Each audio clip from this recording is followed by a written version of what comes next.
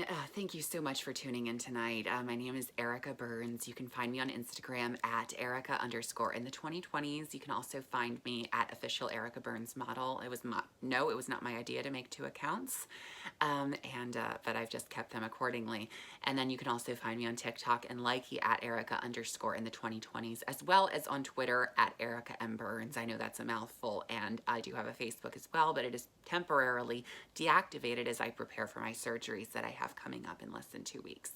And when I say surgeries, that is indefinite in terms of at least one of them, after talking to a friend in regards to the breast augmentation I'm looking to get. It is actually supposed to be done in a way that might not actually be the best way. So I am hesitant about that one. And then also vaginoplasty, and this is stuff I talked about in a previous video, but with vaginoplasty specifically as well, I am definitely wanting to get it done irregardless, and I've been preparing accordingly with electrolysis, but nevertheless, I am, hoping that this is the right surgeon, and I don't want to get this done and have it be not successful, so to speak.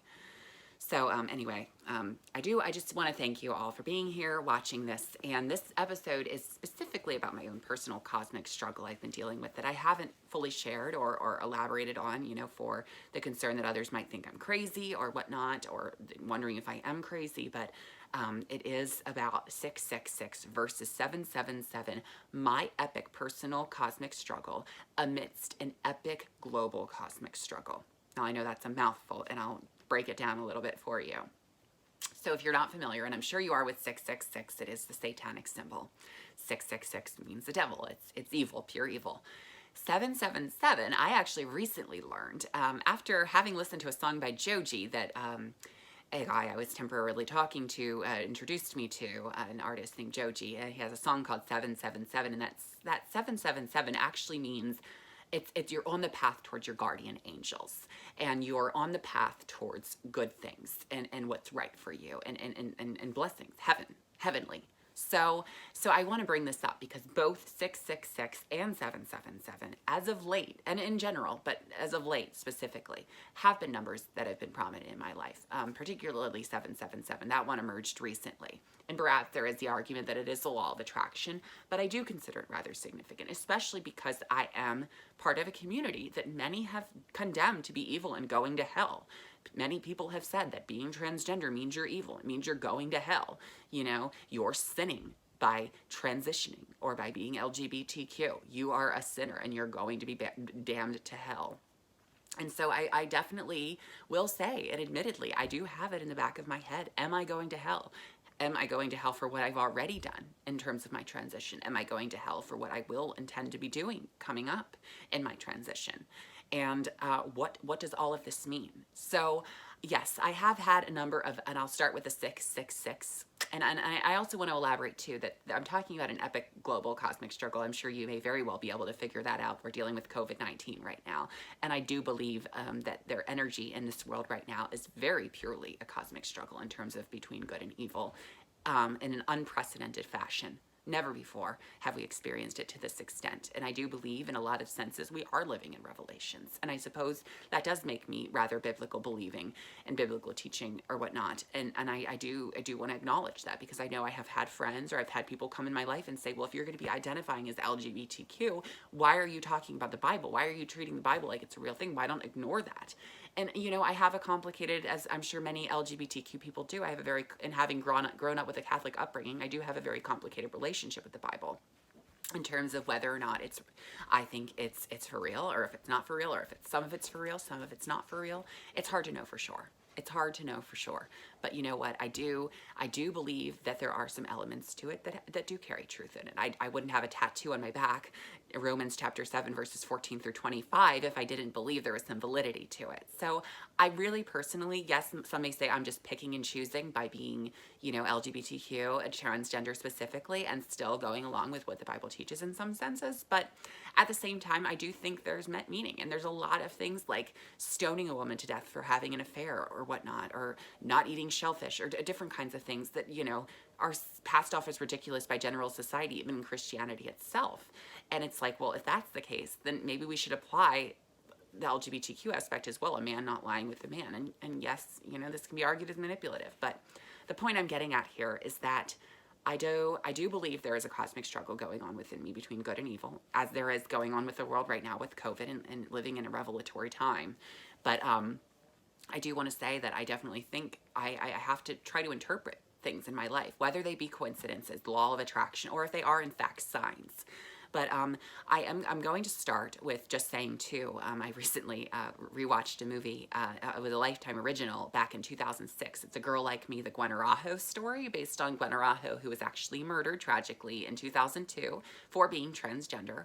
And in the movie, actually, it was mentioned that in the Bible somewhere, and I don't know the specific passages, but it does say so in the movie, and I don't think they would just say that if it's not true. I mean, the Bible's a big book, but it's impossible to get through. But there is a passage that says that God made angels neither a man nor woman because they are too special. And sometimes I do wonder if even within the transgender community, there is that element of the two-spiritedness, so to speak, you know, although I do feel like a woman ultimately inside, there is that element of two-spiritedness of just, you know, for me in my case, being forced to grow into manhood, physically at least, and having to, you know, at least somewhat identify as a man, as a guy, at least up until a certain point. And, you know, I do want to say that if that's the case, if God isn't so concerned with gender, then is this so bad to do? Is this such a sin to do something? If you're suffering from a condition like gender dysphoria, is it so bad to change your physicality to make you more comfortable? And is there any testament to the fact that all transgender people after surgery are miserable? Is that true? Because there's claims that, oh, well, you're not going to be truly happy. It's like, you know what? I don't know about that. I don't know about that. I think some people are plenty happy after surgery and they feel a lot more comfortable in their own skin and they're able to live their lives as they should be able to. And I think for me, there's a lot of second guessing because I spent so much of my life wanting to transition at 14. At the time I wanted to watch the Lifetime movie, Gwen Arajo movie. And so much time of being oppressed by my school system, by my parents, by my therapists, you know? And so there's so much second guessing because there was so much fucking oppression, you know? And so much just fucking telling me I can't do this and so much lack of visibility on the TV in public, you know, everywhere you fucking go. Excuse my language. It's just very intense for me, of course. And so I think there is a lot of second guessing because there's a lot of trauma that has gone along with it because I wasn't one of the lucky kids back then, the lucky millennials who had parental support. There are those who did, but I was not one of them. And I didn't have a healthy school system or anything like that. So I didn't luck out. And yes, there's times where I feel sorry for myself, where I drank my sorrows away. But I'm not doing that anymore. I'm trying to make a difference as best as I can. And realize, fuck, I wasted a lot of time drinking. And that was me doing that to myself. That was nobody else but me picking up that bottle and getting drunk at night. That was me. So I have to accept that. As much as it pains me because I didn't feel like I had the support to reach out, it still in the end was me that did that to myself, knowing that that would not serve me well. But I guess at the time, maybe I thought, well, if I just drink through this, I'll get blessed along the way, but God is not that way. God is not that way. Even if God accepts me for who I am and is okay with me having this surgery, God will not accept me drinking my sorrows away like that. I will say that. But I do believe that God is okay with me having the surgeries coming up. And I will say that there's reason to believe that not, because my electrolysis that I go to, my electrologist, I should say, that I go to, and their phone number, and this is where the 666 and 777 come into play, but their phone number at the electrologist has a 666 in it. And that has always, you know, interested me or kind of freaked me out a little bit because I will say the first session I had with my electrologist, I had a little crucifix necklace that I'd wear every day. And the next day after being there, it broke. Yes, it did. And maybe that's just a coincidence, but it seemed a little convenient. I will say that. I will say that. And then I will also say I recently had a sterling silver necklace that my friend gave me for Christmas, and that broke recently while I was walking. Now, there were no 666 omens that went along with that, but it did break. And all I was doing was walking. I don't recall having pulled on it or tugged at it. Like, this necklace has never broken, you know, and I've worn this aplenty. But that one did. So, and also, too, when it comes to 666, I recently got attachments to fill out via email for the surgeries coming out, like forms to fill out, like and send back. And the form documents had 666 in them. Yes, I'm not exaggerating, they did. And so I was like, goodness, is this an omen? Should I not be having these surgeries? Is this God trying to tell me this is evil? This is wrong. This shouldn't be happening. So I didn't know. I didn't know for sure.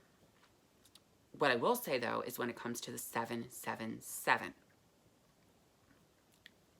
where I'm going to be planning to have the surgeries potentially if I get the breast implants as well, but the vaginoplasty almost positively, unless there's any last minute changes with that. But honestly, I just really hope this is the right surgeon, because I've been doing a lot of preparation with electrolysis over the months, and it's just, goodness, it's like shouldn't be this difficult, to have these surgeries. This has been going on since 1952. But anyway, I don't want to get too outraged here. But the 777 is in the phone number for the surgeon's office where I'm going to be having the surgery.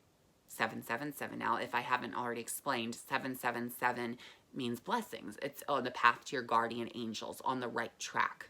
That's what 777 means. And I will say too, there was a guy I was speaking to for a little bit, and he was sharing some music with me. One of those, the artists being Joji, if anybody's familiar. I had never heard of him. He's a Japanese-American artist, but he's got some really good music, so I recommended him in general. But he has a song specifically called 777. And I wondered what that meant, because there was one particular instance, and I kid you not, when I was talking, or I was texting the guy that I had been talking to, and I texted him to tell him, I think, that I was listening to that song and that I really liked it or something. And then it happened to be that very moment in time when I texted him that that song was playing at his workplace, 777 by Joji. And so I was just like, well, I wonder, because, this guy, like, he had made it clear that in his profile on the dating app I was on that he wanted a relationship. And he was interested in more than just, the typical hooking up stuff, which is what I'm interested in if I'm going to be entering into anything of any sexual nature with anyone. And so I do wonder about that. And I wonder, like, with this 777, could it just be a coincidence? Or could it be more than that? Could it be so much more than that? Could this be a sign that I am on the right track, but that the devil may be the one trying to sabotage me? The devil may be the one trying to keep me in misery with the body parts I'm not comfortable with. Could it be the devil? Because the devil sure is fucking hell, excuse my language. If it's not wrong, if my gender dysphoria and doing something about it is not evil and wrong against the Bible, then the devil sure as fucking shit has prevented me for a long time and sabotaged me for a long time. And if it's right to do, if this is right under God, then I'm going to pray and be close to God. And I will say, when I was on the way to an electrologist session recently, there was a car in front of me with license plate that had 777 in it. And I will tell you, I made sure, within reason and safety, to stay following that car as far as I possibly could to the electrologist's office with a 666 phone number in it. Because if it's a curse to be going to that electrologist, well, I wanted to make sure at least I was as close to God as possible. And I believe that that 777 license plate, maybe it's just a coincidence and I'm bananas, but it also could be for real. And I wanted to make sure that I was on that right path. And that 777 car kept going. With the license plate 777 kept going, and then I did have to take my exit to the electrologists. But that car kept going to my grandmother's direction of where my grandmother lives, and where she lives, and being over there and staying with her at times, that has brought me peace. And the surgeon's office is in that direction as well, where that 777 car was going. So I just wanted to elaborate on this, because I know we're living in a very revelatory time in our society. And I want to make sure that I'm as close with God as possible. And I don't believe that if this surgery is wrong, I believe God, I have to trust that God will tell me that before I have it, And if it's right, then I need to go for it and not listen to the demons, the people discouraging me. That's part of why I have to deactivate my Facebook, because there's so many people who tell you, don't have the surgery, don't have the surgery. You're beautiful as you are. It's like, excuse me, are you living in my skin? Have you lived in my skin all these years? No, you have not. You have not. So in that case, please shut up.